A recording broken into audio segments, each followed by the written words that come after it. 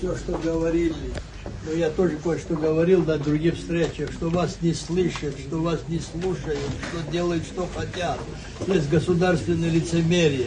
У нас иногда тоже, вы извините меня, я могу говорить, даже если обидитесь, но это какая-то демагогия, но иногда, благодаря, вот девочка сказала хорошо, благодаря вот всяким, все равно вот этим встречам и так далее, оттянули все равно до этого. Ну, видишь, они не прекращают и выносят. Я думаю, что от того, что я сказал, есть у меня такое предложение. Больше такое, я не знаю, ультимативное, прямо ультимативное последнее письмо на имя президента и парламента.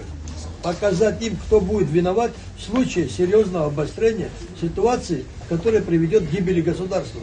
Написать сильнейшее, прямо ультимативное написать и сказать, что они будут нести полную ответственность. Понимаете? Они все равно должны что-то, если ничего не ответят, зато у нас будет какое-то хотя бы моральное, что мы еще последний раз обратились к власти, которые, ну и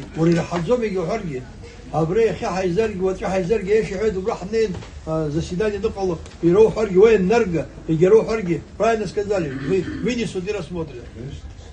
Но до этого мы должны прямо в ультимативной форме последнее сказать предупреждение. Будет так, будете отвечать. Может так что-то сделаем. Мое вот такое предложение, я не знаю, что дальше. Сколько этих заявлений было? Нет, таких ультимативных, прямо знаешь как, заявление. А что ты пришел, думаешь, что это изменит? Валерий Шалович. Я перхагацам.